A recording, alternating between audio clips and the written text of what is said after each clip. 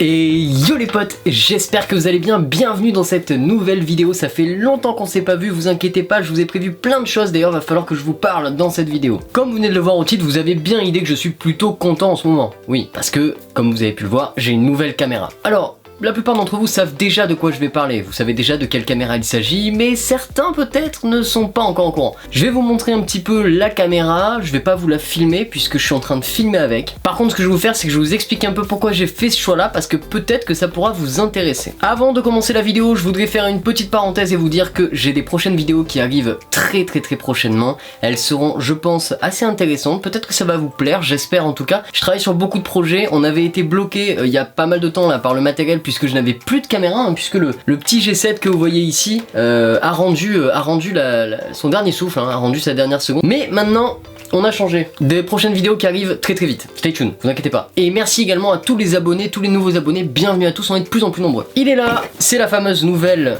ou elle est là plutôt, c'est la fameuse nouvelle caméra, la voici. Comme vous pouvez le voir en carton, pour ceux qui reconnaissent, il s'agit bien sûr du Panasonic GH5. Voilà, c'est la caméra que j'ai choisie, accompagnée de l'objectif Leica 12-60-2.8 f4 ASPH stabilisé. Je vais vous expliquer un petit peu pourquoi j'ai fait ce choix là, et également je vous précise tout de suite, ce que vous êtes en train de voir est actuellement filmé en cinéma 4K 24p, en 4:2 10 bits et étalonné en Vlog. Voilà, c'était la parenthèse technique, mais je trouvais ça assez intéressant et rigolo à faire. Alors pourquoi j'ai choisi cette caméra? Parce que à la base je voulais une caméra de cinéma, mais que malheureusement faute d'investissement on n'a pas pu acheter une caméra de cinéma, c'était beaucoup trop cher, on se retrouvait avec un total vis-à-vis en tout cas de ce qu'on voulait. On voulait pas acheter un truc qui nous plaise pas, donc vis-à-vis de ce qu'on voulait acheter, c'est-à-dire une Ursa Mini Pro plus tout ce qu'il y avait autour, on se retrouvait avec plus ou moins 12 à 13 000 euros d'investissement et c'était trop cher. Donc la caméra de cinéma ça attendra un petit peu. Du coup le GH5 pour moi c'était la seule caméra réellement viable pour faire ce que j'ai besoin de faire, c'est-à-dire avoir de la 4:2 10 bits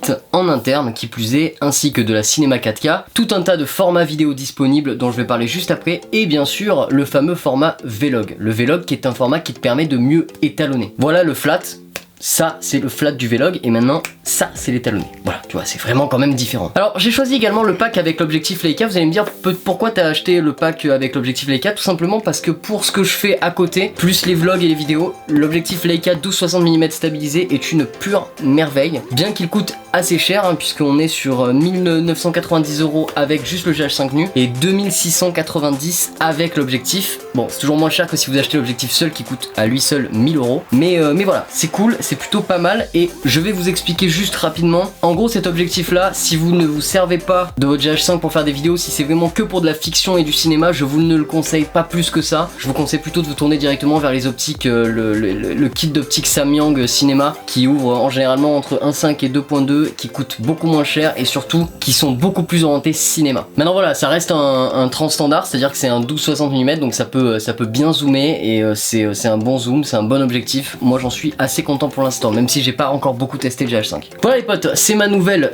caméra. Concrètement, j'en suis pour l'instant ravi. Alors je suis pas perdu parce que moi je suis très fan Panasonic, donc du coup les réglages sont toujours les mêmes, sauf qu'il y en a beaucoup plus qu'avant. Il y a énormément de paramètres, il y a énormément de choses à voir, à faire avec. Mais dans l'ensemble, c'est vraiment super bien. L'investissement vaut vraiment la chandelle, je pense. En tout cas, quand on le met en comparaison, j'ai choisi vraiment de prendre ça parce que je voulais pas prendre un Sony A6500 que je trouve trop light par rapport à un A7S II, et je voulais pas non plus prendre un Canon parce que je trouve ça inutile d'en parler. Si vous cherchez un réflexe, j'en avais déjà parlé dans plein de mes vidéos, je l'avais dit plein de fois, mais si vous cherchez un réflexe vidéo très orienté film, pas trop photo, même si le GH5 fait de très belles photos, hein, faut pas hésiter. Je pense qu'actuellement le GH5 est le meilleur réflexe du marché à moins de 2500 € en gros. Après, au-dessus de 2500 €, on va commencer à avoir des produits qui sont un petit peu plus élaborés. Je parle pas bien sûr du 5D Mark IV, n'achetez surtout pas un Canon 5D Mark IV pour faire de la vidéo, c'est une véritable erreur de mon point de vue, n'achetez surtout pas ça. Je réitère ce que je dis, le Panasonic GH5 est actuellement pour moi le plus puissant rapport qualité-prix et surtout le plus élaboré de tous les réflexes, puisque quand même il vient de sortir. Vous voyez, quand on le compare au Canon 6D Mark II qui vient de sortir aussi, il n'y a pas photo, le 6D est encore plus cher et il est vraiment nul. En vidéo en tout cas. Hein. Voilà, on va pas parler de format, de trucs, on va pas parler des trucs chiants, on va simplement parler un petit peu des possibilités et des réglages qu'on a sur ce Panasonic GH5. Je précise quand même, cette vidéo n'est pas un test, hein, c'est juste moi qui vous fais un petit retour d'expérience à chaud de ma nouvelle caméra, hein, c'est pas un test. Juste comme ça, niveau paramètres, on a un mode VFR, donc le mode VFR c'est Variable Frame Rate, ça veut dire en gros changer les images pendant que vous êtes en train de filmer, donc vous pouvez changer en fait les frames. Donc ce mode là est disponible en 1080p et en UHD, en 3840 par 2160, qui est très intéressant, et ce mode là vous permet de monter jusqu'à 180 fps, alors pas en 4K, mais en 1080p vous pouvez monter jusqu'à 180 fps, et vous avez aussi la fonction bien sûr qui vous permet simplement d'effectuer des timelapses à 2 IPS, c'est-à-dire que ça commence à 2 IPS, ça finit à 180 IPS. Qu'est-ce que c'est IPS? C'est images par seconde, tout simplement, pour ceux qui ne savent pas. Donc vous avez des ralentis ultra fluides, je vais vous montrer, j'ai un petit exemple, je vous mets ça, regardez, vous voyez, donc là on est sur un ralenti qui est vraiment super fluide, alors faites pas gaffe à la qualité, à la couleur, on était en très haut ISO et tout, mais c'est très bien. Au niveau des ISO, on a l'apparition du mode 12800 ISO que je n'avais pas moi sur le Panasonic G7. Alors 12800 ISO, on l'utilisera jamais de toute façon, donc voilà, mais ça y est, hein, si on veut, ça y est. C'est pas un Sony A7S II qui va pouvoir monter à 100 000 ISO sans trop de soucis, non, c'est pas ça. Au niveau du focus, il y a pas mal de problèmes, donc le firmware, il va y avoir un nouveau firmware qui va être update par Panasonic qui va apparemment changer et révolutionner tout le problème d'autofocus, j'espère, parce que l'autofocus est toujours aussi nul que sur le G7, mais bon, après on l'utilise pas beaucoup, personnellement je m'en fous pas mal, mais voilà, l'autofocus est toujours aussi nul et ça va bientôt changer, en tout cas on l'espère, c'est cool. Par contre il y a un truc qui est cool, c'est la fonction qui permet de faire du follow focus, c'est-à-dire qu'en fait avec le GH5 vous pouvez faire un mode de follow focus.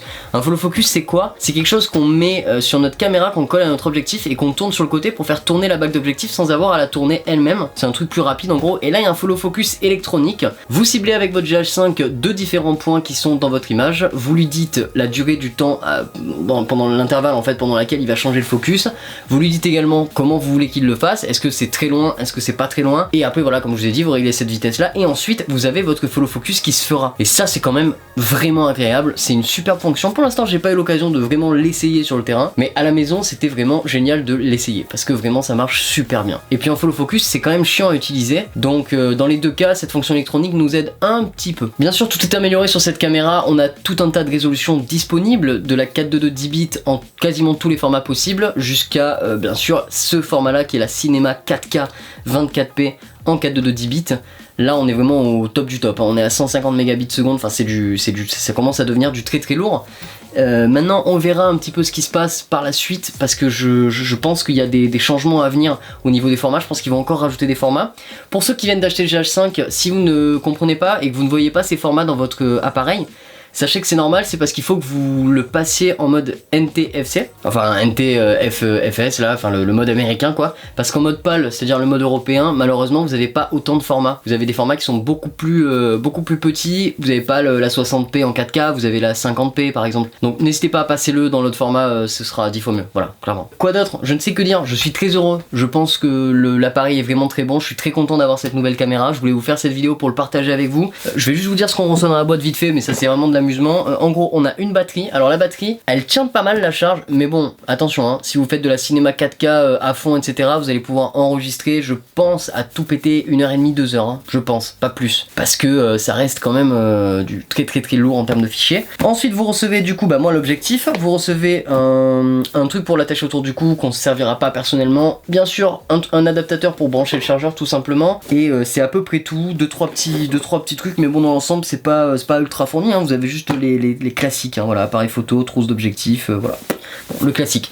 Concrètement, je suis très satisfait, j'ai hâte de vous montrer un petit peu tout ce qu'on va faire avec. J'ai pas d'image à vous montrer pour aujourd'hui, j'ai rien, c'était juste pour vous prévenir, pour vous tenir au courant et pour vous dire simplement que j'ai ma nouvelle caméra. Voilà, j'espère que cette vidéo vous plaira. N'hésitez pas bien sûr à me dire un petit peu tout ce que vous en pensez, n'hésitez pas à me dire des retours si vous aussi vous utilisez un GH5, pourquoi vous l'utilisez, dans quelles circonstances vous l'utilisez, et puis ça fait toujours plaisir. Alors j'ai pas changé d'angle dans cette vidéo, j'ai pas fait une vidéo très dynamique parce que je trouve qu'il n'y a pas vraiment d'intérêt à le faire. Encore une fois c'est un retour d'expérience, on fera bientôt un grand test sur le GH5 et ça va être très cool. Les amis, n'hésitez pas à vous abonner, on se retrouve très bientôt pour une prochaine vidéo qui sera une vidéo très différente de celle-là, elle sera encore avec les images du G7. Je vous souhaite à tous une excellente journée, abonne-toi, mets des pouces bleus, on se retrouve, ciao, bam.